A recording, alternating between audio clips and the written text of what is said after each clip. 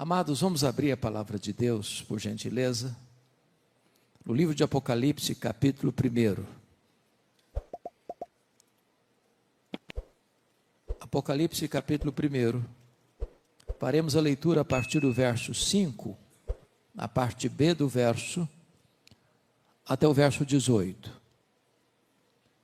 Eu estou com a versão revista e atualizada, e nessa versão está escrito assim: Aquele que nos ama e pelo seu sangue nos libertou dos nossos pecados e nos constituiu reino, sacerdotes para o seu Deus e Pai, a Ele a glória e o domínio pelos séculos dos séculos. Amém. Eis que vem com as nuvens e todo olho o verá, até quantos o traspassaram. E todas as tribos da terra se lamentarão sobre ele, certamente. Amém. Eu sou o Alfa e o Ômega, diz o Senhor Deus, aquele que é, que era e que há de vir, o Todo-Poderoso.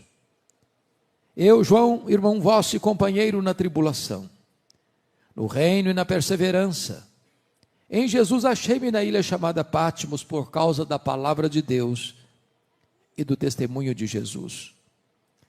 Achei-me espírito no dia do Senhor, e ouvi por detrás de mim grande voz como de trombeta, dizendo: O que vês, escreve em livro e manda às 7 igrejas: Éfeso, Esmirna, Pérgamo, Tiatira, Sardes, Filadélfia e Laodiceia. Voltei-me para ver quem falava comigo, e voltado vi 7 candeeiros de ouro, e no meio dos candeeiros um semelhante a filho de homem, com vestes talares, e cingido à altura do peito com uma cinta de ouro.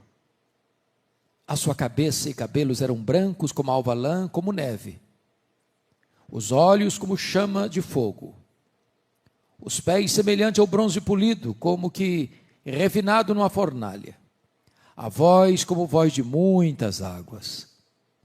Tinha na sua mão direita 7 estrelas, e da boca saía-lhe uma afiada espada de 2 gumes. O seu rosto brilhava como o sol na sua força. Quando o vi, caí a seus pés como morto.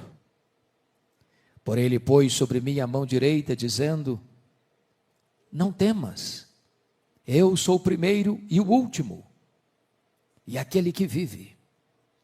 Estive morto, mas eis que estou vivo pelos séculos dos séculos, e tenho as chaves da morte e do inferno. Amém. Meus amados, quando o apóstolo João escreveu este texto, já no final do 1º século, a igreja primitiva estava vivendo os seus dias mais sombrios. Muita dor, muita lágrima, muito sangue. Os crentes estavam sendo crucificados, queimados vivos, jogados às feras. Aliás, todo o 1º século foi um tempo muito difícil. Os imperadores romanos, na sua maioria, foram homens truculentos. Poderíamos rememorar a história de César Augusto, que governou do ano 27 a.C. ao ano 14 depois de Cristo, período em que Jesus nasceu em Belém da Judeia. Ele foi sucedido por Tibério César, que governou do ano 14 ao ano 37 da era cristã, quando então Jesus é crucificado, ressuscita dentre os mortos e retorna aos céus, onde está assentado à direita da majestade. Tibério César foi substituído por Calígula, um dos homens mais perversos da história, que governou de 37 a 41 da era cristã. Ele foi sucedido por Cláudio, que governou de 41 a 54, período em que houve uma grande fome no mundo, e os judeus foram dispersos de Roma, ou expulsos de Roma, voltando para sua terra pobres, o que oportunizou o apóstolo Paulo a fazer uma grande coleta entre as igrejas gentílicas para os pobres da Judéia. Cláudio foi sucedido por Nero, que governa de 54 a 68. Talvez um dos homens mais perversos da história. O homem que incendiou Roma e mandou matar o apóstolo Paulo e o apóstolo Pedro. Nero suicidou em 68 e foi sucedido por Vespasiano, que governou de 69 a 79. Foi no governo dele que foi inaugurado o Anfiteatro da Morte, o Coliseu Romano, no ano 70. Que numa festa de inauguração de 100 dias, 10 mil crentes foram mortos com requinte de crueldade. Foi também no governo dele, no mesmo ano 70, que a cidade de Jerusalém foi destruída. O templo foi arrasado e os judeus foram dispersos pelo mundo, na mais longa diáspora, desde o ano 70 a 14 de maio de 1948. Vespasiano foi sucedido por Tito Flávio, o general que destruiu Jerusalém, que governou de 79 a 81. E Tito Flávio foi substituído e sucedido por Domiciano, que governou de 81 a 96. O primeiro imperador da história a rogar para si o título de Senhor e Deus. Tão perverso e mau, que foi chamado de Nero Redivivo, ou segundo Nero. Foi este imperador que deportou o apóstolo João, então pastor da igreja de Éfeso, para uma colônia penal, para a ilha vulcânica do Mar Egeu. Vale destacar que a essas alturas, todos os demais apóstolos do Senhor Jesus já estavam mortos, e mortos pelo viés do martírio. João era o último representante do colégio apostólico. Certamente a intenção de Domiciano era calar a voz do último apóstolo de Jesus e jogar uma pá de cal na igreja tão sofrida e massacrada. Porém, quando todas as portas estavam fechadas para João na terra, naquela ilha vulcânica, Deus vira a mesa da história. Deus muda o placar do jogo. Porque os destinos da história não estão nas mãos dos poderosos deste mundo. Os destinos da história estão nas mãos do Rei dos Reis e do Senhor dos Senhores. Quando todas as portas se fecharam para João na terra, Deus abriu-lhe uma porta no céu e disse: sobe para aqui. E eu te mostrarei não as coisas que talvez aconteçam. Eu não te mostrarei as coisas que podem acontecer. Eu te mostrarei as coisas que devem acontecer. O nosso Deus está no trono e as rédeas da história estão em suas mãos. Era um dia de domingo. Era o dia do Senhor. Quando João escuta atrás dele uma voz como de trombeta dizendo: o que vês, escreve em livro e manda às 7 igrejas: Éfeso, Esmirna, Pérgamo, Tiatira, Sardes, Filadélfia e Laodiceia. Quando ele se volta para ver quem falava com ele, ele não vê quem falava com ele. Ele vê as 7 igrejas, os 7 candeeiros. E no meio das igrejas, um semelhante a filho de homem. O mundo só pode ver Jesus na igreja e através da igreja. Mas quem é este que João vê no meio das igrejas? Este é o centro da história. É o centro da eternidade. É o centro da terra. É o centro do céu. Este é o centro do Antigo Testamento, o centro do Novo Testamento. Este é tudo em todos. Este é a semente da mulher. É o descendente de Abraão. É o Cordeiro da Páscoa. É a coluna de nuvem. É a coluna de fogo. É o maná que caiu do céu. É a água que brotava da rocha. Simbolizado pelo tabernáculo, pela arca da aliança, pelo templo, pelas festas, pelos sacrifícios, pelo sábado. Tudo era sombra dele. Ele é realidade. Ele é tudo no Novo Testamento. Ele é aquele que na plenitude dos tempos nasceu, segundo a lei, nasceu de mulher. Ele é o verbo que se fez carne. Ele é o fundamento da igreja. Ele é o dono da igreja. Ele é o edificador da igreja. Ele é o protetor da igreja. Ele é o cordeiro que tira o pecado do mundo. O cordeiro que foi morto, mas está vivo pelos séculos dos séculos. Ele é o grande eu sou.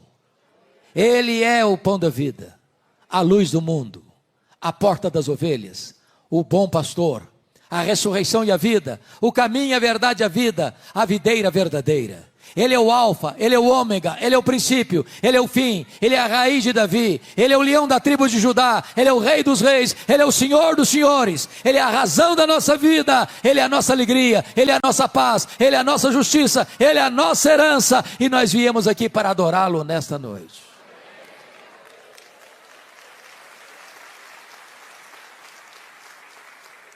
Eu gostaria de nesta noite, amados, destacar 3 coisas. Em primeiro lugar, gostaríamos de destacar a grandeza da pessoa de Jesus. Em segundo lugar, destacar a grandeza da obra de Jesus. Em terceiro lugar, quais são as implicações dessas 2 verdades anteriores. Qual é a descrição que João nos faz no texto da grandeza da pessoa de Jesus? Com a Bíblia aberta comigo, vejamos. Em primeiro lugar, versículo de número 13. E diz: e no meio dos candeeiros, um semelhante a filho de homem. Notem vocês, que a primeira coisa que ele percebe é a onipresença de Jesus. Ele está no meio das igrejas, ao mesmo tempo em Éfeso, ao mesmo tempo em Esmirna, ao mesmo tempo em Pérgamo, ao mesmo tempo em Tiatira, ao mesmo tempo em Sardes, ao mesmo tempo em Filadélfia, ao mesmo tempo em Laodiceia, ao mesmo tempo na Igreja Batista do Lago do Sul de Brasília. Ele está aqui nesta noite, ele está andando entre nós. E é porque Ele está aqui que você e eu viemos aqui. E é porque Ele está aqui que esta reunião se transforma em uma coisa tão importante. E não é apenas um mero encontro religioso. Ele está presente. Aqui, ali, além e acolá. Preciso concordar com o primeiro-ministro da Holanda, Abraham Kuyper, quando disse que neste universo de mais de 93 bilhões de anos-luz de diâmetro, não há 1 centímetro desse universo onde Jesus não possa dizer: eu estou aqui, eu criei isso aqui, eu sou dono disso aqui. Segundo lugar, vejam comigo o verso 14. A sua cabeça e cabelos eram brancos como a alva lã, como neve. O que representa esta figura? E significa que Ele é eterno. Ele existe antes do tempo. Ele preexiste ao princípio. Ele preexiste à criação. Ele não foi criado, Ele é o Criador. Ele não passou a existir, Ele é o Pai da eternidade. Ele já existia eternamente como Deus, na comunhão plena da Trindade, antes que houvesse mundo. Ele não precisou criar para ser Deus, já o era antes da criação. Ele não precisou criar para ter relacionamentos, ele já era plenamente feliz na relação intratrinitariana. Ele existe antes do tempo, ele está fora do tempo, porque é transcendente, ele está dentro do tempo, porque é imanente. Ele é Deus de eternidade a eternidade. Terceiro, versículo 14 diz: os olhos como chama de fogo. Cantamos essa verdade aqui hoje. E o que representa isso? Significa que Ele é onisciente. Ele tudo vê, Ele tudo sabe, Ele tudo conhece, Ele a todos sonda. Ele conhece o revelado e conhece o oculto. Ele conhece o que sabemos e conhece o que não sabemos. Não há nada que escapa do conhecimento dele. Nada fica oculto diante daquele cujos olhos são como chama de fogo. É por essa razão que, na medida que as cartas são enviadas às 7 igrejas, há um estribilho que se repete em todas elas: eu conheço, eu conheço, eu conheço, eu conheço, eu conheço, eu conheço, eu conheço. Eu conheço as tuas obras. Eu conheço a tua tribulação e a tua pobreza. Eu conheço o lugar onde tu habitas. Ele conhece o seu nome. Ele conhece o seu passado. Ele conhece a sua história. Ele conhece o seu presente. Ele conhece o seu futuro.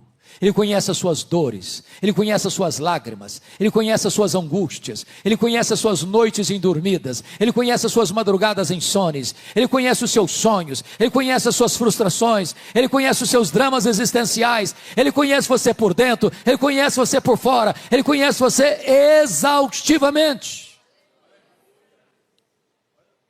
É curioso que nós amamos as pessoas porque nós não as conhecemos completamente. Se as pessoas pudessem saber tudo a nosso respeito, até o que pensamos, talvez fugiriam de nós. O que é incrível e glorioso é que Jesus nos conhece por completo, por inteiro. E a despeito disso, nos ama com amor eterno.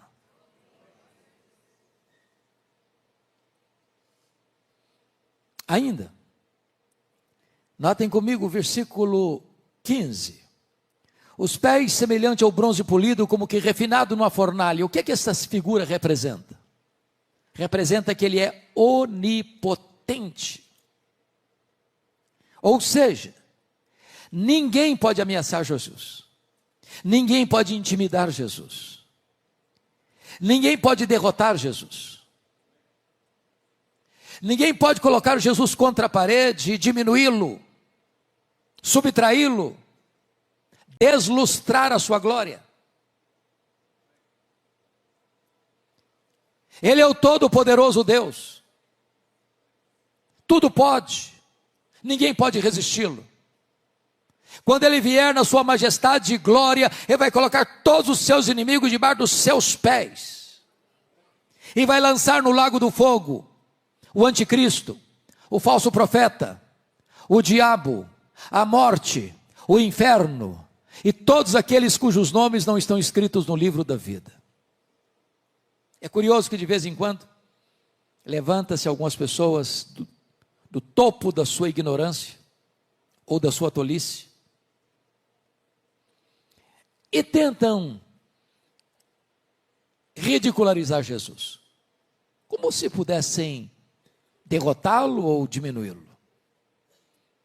Mais recentemente, o patrono dos agnósticos da Inglaterra, Richard Dawkins, escreveu um livro ruidoso, Deus, um delírio. Algumas pessoas insensatamente disseram: agora vai desacreditar a Bíblia. Agora vai colocar o cristianismo debaixo do selo do ridículo. E eu pergunto a vocês, onde está o livro Deus, um delírio? Nem na promoção ninguém compra mais. Virou pó. E a Bíblia continua sendo traduzida, impressa e distribuída aos milhões. E Jesus continua soberano, assentado no trono. Se notaram, este ano de 2025, a maioria das escolas de samba do Brasil fizeram apologia do diabo. achando com isso que poderiam desgastar Jesus. Tolice, completa tolice. Em São Paulo, há alguns anos, encenaram no carnaval o diabo arrastando Jesus pelos cabelos rua fora, como se aquilo pudesse destruir a reputação de Jesus. O entendimento que eu tenho é o Salmo 2.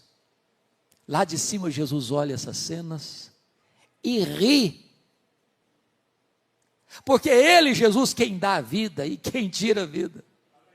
Ele é quem exalta e quem humilha. Ele é quem põe no trono e Ele é quem faz apiar do trono. Ninguém pode enfrentar o Rei dos Reis, o Senhor dos Senhores e triunfar sobre Ele. Ele é o todo-poderoso Deus, vencedor invicto em todas as batalhas. Ele é onipotente. Mas notem mais. O verso 15 diz: a voz é como voz de muitas águas. O que significa isso?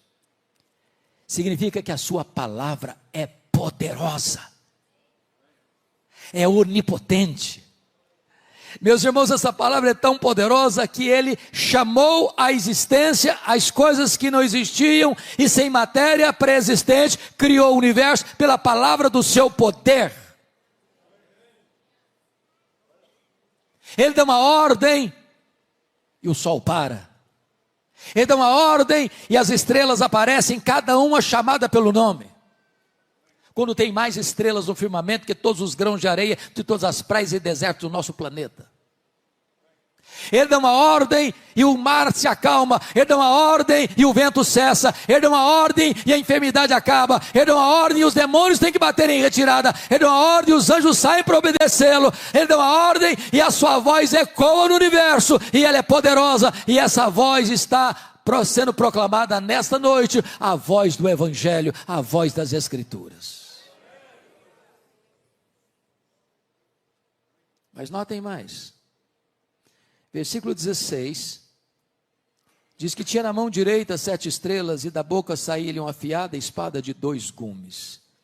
Significa esta figura que ele é o vencedor invicto em todas as batalhas. E notem que às vezes pensamos que essa conflagração final, essa batalha final, será um ajuntamento de nações com armas poderosas, com tanques de guerras, com armas nucleares, com bombas atômicas.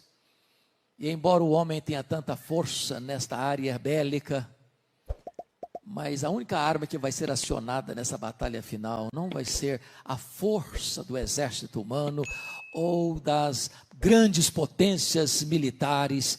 Na verdade, Jesus vem e Ele mata o anticristo com o sopro da sua boca, com a manifestação da sua vinda, e não precisa de ajuda do braço da carne, mas Ele vai colocar debaixo dos seus pés todos os seus inimigos. Não há como enfrentá-lo e vencê-lo. A vitória dele já está garantida. Mas notem, por gentileza, versículo 16 diz que o seu rosto brilhava como o sol na sua força. Ele é glorioso. O Cristo que João está vendo aqui não é mais aquele Cristo suando sangue, em lágrimas, prostrado com o rosto no chão do Getsêmani. O Cristo que João está vendo aqui não é mais aquele Cristo cuspido e esbordoado do sinédrio judaico. O Cristo que João está vendo aqui não é mais aquele Cristo vilipendiado e espancado do pretório romano. O Cristo que João está vendo aqui não é mais aquele Cristo que caminha exangue pelas ruas apinhadas de Jerusalém, sob os apupos e vaias de uma multidão ensandecida. O Cristo que João está vendo aqui não é mais aquele Cristo pregado na cruz, suspenso entre a terra e os céus. O Cristo que João está vendo aqui é o Cristo da glória, cujos cabelos são brancos como a neve, cujos pés são como de bronze polido, como os olhos como chamas de fogo, voz como voz de muitas águas, e o seu rosto brilha como o sol na sua força. Este é o Cristo da glória. Quando você lê as Escrituras, você percebe que todas as pessoas que tiveram uma visão da glória de Cristo tiveram ou sofreram um profundo impacto. Quando Deus se revelou a Jó na sua majestade, ele disse: meu Deus, eu te conheci só de ouvir. Agora os meus olhos te veem e eu me abomino. Quando Isaías teve uma contemplação da sua glória, ele diz: ai de mim, eu estou perdido. Quando João contempla o Cristo da glória, ele cai como morto aos seus pés. É o Cristo glorioso. Mas finalmente, notem comigo o versículo 17 e 18, que ele é o Cristo da restauração. Porque João, ao cair como morto, o Senhor pôs a mão direita sobre ele e diz assim: ô João, fica com medo não. Eu sou o primeiro e eu sou o último. Eu estive lá no começo, eu estarei lá no fim e eu estou no processo. Ô João, não fica com medo não, porque eu já estive morto, mas eu estou vivo pelos séculos dos séculos. Nós não estamos aqui adorando o Cristo que esteve vivo e está morto, nós estamos aqui adorando o Cristo que esteve morto e está vivo pelos séculos dos séculos. Fica com medo não, João, porque eu tenho as chaves da morte e do inferno. Quem tem as chaves tem o controle, tem o poder, tem a autoridade. Jesus manda no céu, Jesus manda na terra, Jesus manda no inferno. Ele é o soberano Senhor do universo, e é este o Cristo que amamos, é este o Cristo que esta igreja proclama, este é o Cristo que nos deu vida eterna. A glória da sua pessoa. Vejamos o segundo ponto da mensagem agora, então: a glória da sua obra em nosso favor.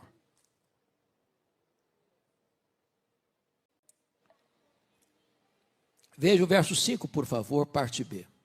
Ele começa assim: há aquele que nos ama. E o primeiro ponto que eu destaco é este: Jesus ama você.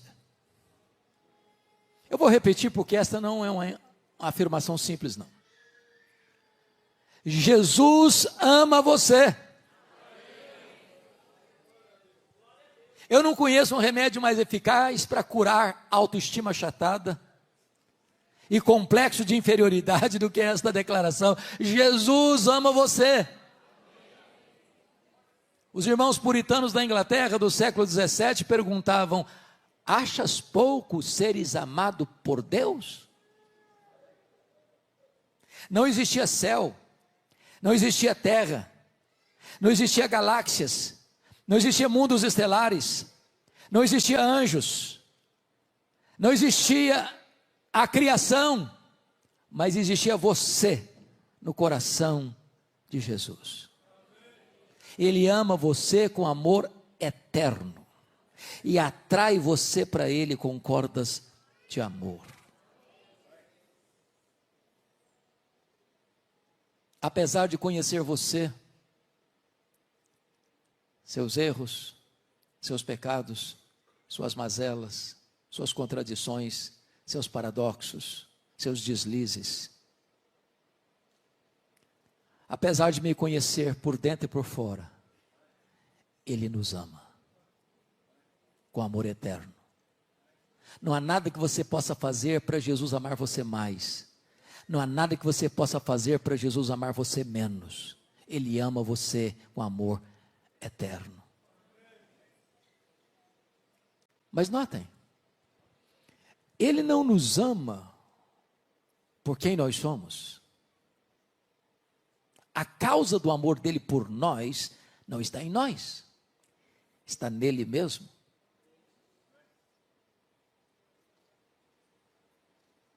Ele não passou a nos amar porque nós o amamos primeiro. Ele nos amou primeiro, por isso nós o amamos.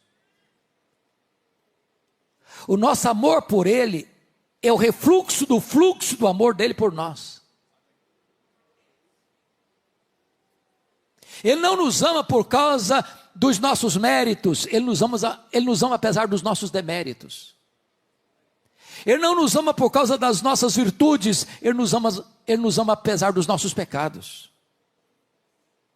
O amor dele por nós é abundante, porque é derramado pelo Espírito Santo em nosso coração. O amor dele por nós é imerecido, porque ele nos ama, diz a Escritura, quando nós éramos fracos, ímpios, pecadores e inimigos. O amor dele por nós é provado. Deus prova o seu próprio amor para conosco pelo fato de ter Cristo morrido por nós, sendo nós ainda pecadores. Nunca duvide do amor de Jesus por você. Ele não escreveu nas nuvens com letras de fogo, eu te amo. Ele esculpiu na cruz do Calvário, eu te amo.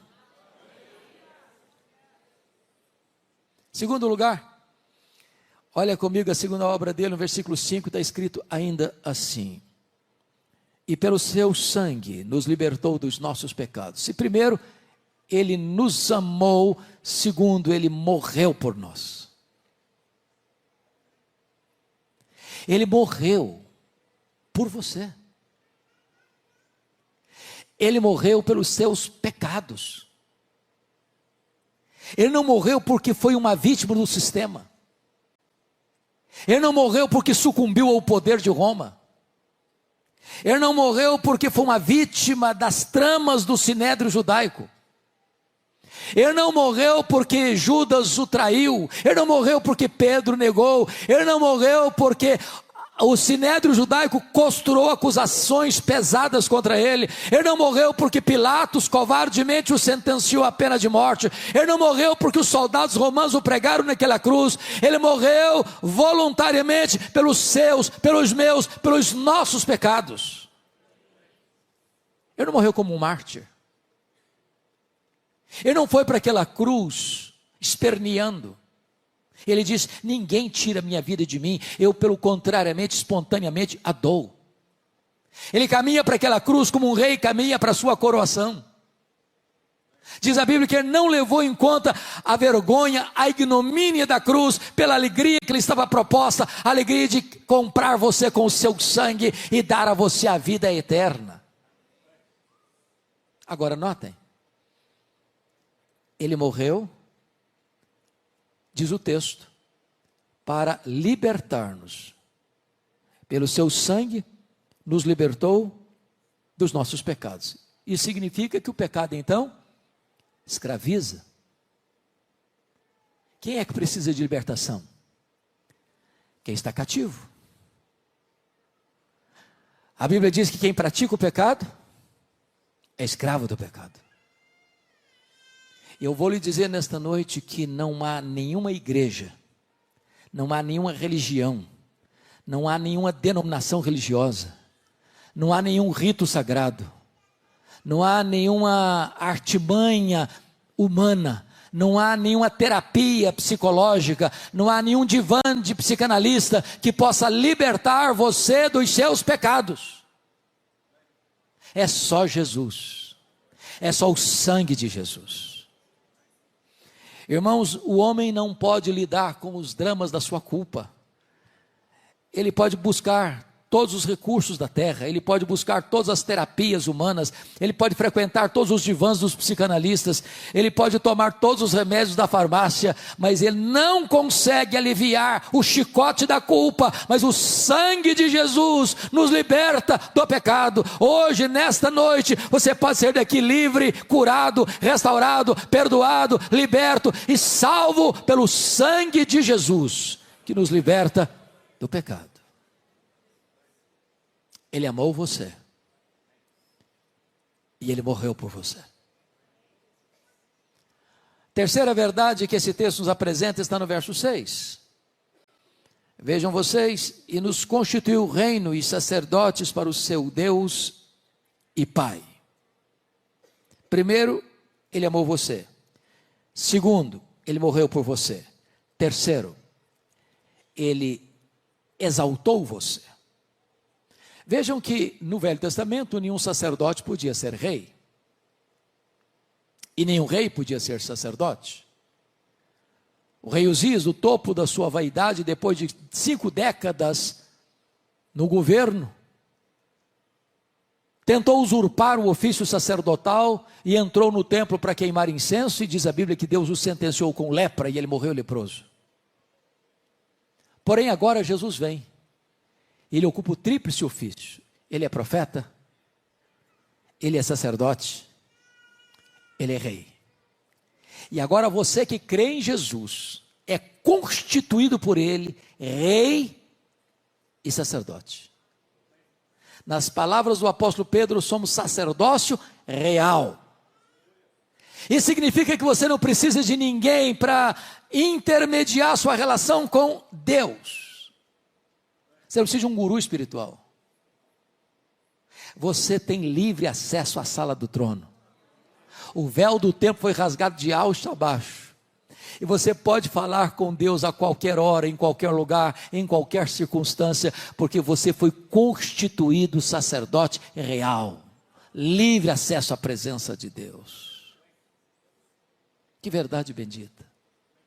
Que verdade gloriosa. Corre nas suas veias mais que sangue azul. Você é filho do Rei dos Reis e do Senhor dos Senhores. Quarta verdade. Primeiro, ele amou você. Segundo, ele morreu por você. Terceiro, ele exaltou você. Quarto, ele voltará para você. Versículo 7 está escrito assim: eis que vem com as nuvens, e todo olho verá até quantos o traspassaram, e todas as tribos da terra se lamentarão sobre ele certamente. Amém. Irmãos amados, cantamos aqui hoje sobre a segunda vinda de Cristo também. E esta é a verdade magna do cristianismo. Esta é a acrópole da nossa esperança. Esta é a apoteose da nossa fé. Este é o pináculo da nossa confiança. Esta é a consumação da nossa redenção. Jesus voltará em glória para buscar a sua igreja. Que verdade bendita. A história não está dando voltas como pensavam os gregos. A história não está sem rumo como pensam os existencialistas. A história caminha para um telos, para um fim, para uma consumação. E é a segunda vinda de Cristo, a consumação do século, o último dia, quando Jesus então vai estabelecer o seu reino de glória e de poder. Como ele voltará? Diz a Bíblia que ele voltará pessoalmente. Atos 1:11 diz que é o mesmo Jesus que subiu, é o que vai descer. Segundo, ele voltará visivelmente, diz o texto. Todo olho verá. Vai ser o fato mais público da história. Nenhuma montanha tão alta, nenhum vale tão profundo, nenhuma caverna tão escura poderá ocultar alguém dessa manifestação tão gloriosa e visível da volta do Senhor Jesus Cristo. E ele disse: vigiai, porque você não sabe que dia vai ser. E você também não sabe se vai ser de tarde, se vai ser de noite, ou se vai ser de manhã ao cantar do galo. E eu posso garantir a vocês que Jesus voltará de tarde, que Jesus voltará de noite, que Jesus voltará de manhã. É claro que ele está falando dos fusos horários, porque se Jesus voltar de manhã aqui no Brasil, volta de noite no Japão. Se voltar de manhã aqui no Brasil, volta de tarde na Europa. Então Jesus volta de manhã, Jesus volta de tarde, Jesus volta de noite. Eu não sei que dia, eu não sei que hora, mas ele voltará e todo olho o verá. Mas ainda Jesus voltará audivelmente. Está escrito: ouvida a voz do arcanjo e ressoada a trombeta de Deus, ele descerá dos céus. Se a segunda vinda vai ser o fato mais visível da história, há de ser também o fato mais audível da história. Ele voltará ainda, diz a Bíblia, repentinamente. Vai ser como um relâmpago que risca os céus, do oriente ao ocidente. Nas palavras de Paulo, como abrir e fechar de olhos, num átomo de tempo. Em outras palavras, não haverá oportunidade de se preparar na última hora. Ou você tem azeite na sua lamparina, ou não haverá mais chance de se preparar naquele dia. Mas ainda, Jesus voltará inesperadamente. Vai ser como ladrão. Nenhum ladrão manda um WhatsApp dizendo: tal dia eu chego na sua casa, prepara um pão de queijo e um cafezinho que eu estou chegando. É de surpresa. No sermão profético de Jesus, ele disse ainda que vai ser como nos dias de Noé, onde os homens compravam, vendiam, casavam e davam-se em casamento, até que chegou o dilúvio e apanhou a todos de surpresa. E eu pergunto a vocês, que pecado tem em comprar e vender? Que pecado tem em casar e dar-se em casamento? O que Jesus quis destacar? O que ele quis destacar é que o mundo vai estar girando no mesmo jeito que está girando hoje. As pessoas estão vendendo, as pessoas estão comprando, as pessoas estão marcando casamento, as pessoas estão desmarcando casamento, as pessoas estão vendendo, as pessoas estão no comércio, na indústria, nas empresas, nas escolas, nas universidades, nos hospitais, nas ruas, correndo para lá e para cá, viajando e desmarcando compromissos. E é nessa azáfama, é nesse barulho, é nesse ruído da sociedade, é que Jesus Cristo vem. Prepare-se para este grande dia. Mas louvado seja Deus, Jesus voltará vitoriosa, triunfante e gloriosamente, com grande majestade e poder. Vai se assentar no trono, vai julgar as nações, vai levar aqueles que estiverem à sua esquerda, que rejeitaram a sua graça, apartai-vos de mim, malditos. Mas vai dirigir-se aos que estiverem à sua direita, aos que foram remidos no seu sangue, que confiaram na sua graça. Vinde, benditos de meu Pai, entrem na posse do reino que vos está guardado desde a fundação do mundo. Pois bem, vimos até aqui então a glória da pessoa e a glória da obra de Jesus. Agora, em último lugar, quais são as implicações dessas duas verdades? Primeira implicação: então não precisamos ter medo da vida, porque ele disse: eis que eu estou vivo, pelos séculos dos séculos. Tem muita gente hoje com medo da vida, irmãos, que não suporta a vida. Tem muita gente hoje jogando droga nas veias, porque não aguenta a vida. Tem muita gente hoje se embriagando nos bares das esquinas, porque não suportam a vida. Tem muita gente hoje flertando com a morte e pulando no abismo do suicídio, porque não suportam a vida. Mas quando você tem um encontro com Jesus, a vida sorri para você. Você ama viver. E você diz: este é o dia que o Senhor fez, alegremo-nos e regozijemo-nos nele. Você celebra a vida, porque além de vida física, biológica, você recebe a própria vida eterna. Você recebeu vida em abundância, você recebeu vida eterna. A vida é uma delícia, a vida é um presente, a vida é uma dádiva de Deus, e você celebra a vida. Segunda implicação: então você não precisa ter medo da morte. Jesus Cristo diz assim: não temas, João, eu estive morto, mas eu estou vivo pelos séculos dos séculos. Se a morte é o rei dos terrores, Jesus é o rei dos reis. Ele entrou nas entranhas da morte, ele matou a morte, ele ressuscitou, inaugurando a imortalidade, e ele é a ressurreição e a vida. E se você crer nele, você nunca morrerá eternamente. Agora a morte já foi vencida, agora a morte não tem a última palavra, agora o túmulo no nosso último endereço. Nós estamos caminhando para a glória. Lá é a nossa pátria, lá é a casa do Pai, e é para lá que vamos. Terceiro: então não precisamos ter medo do desconhecido. Permita-me clarear um pouco esse ponto. Me permita uma pergunta diagnóstica.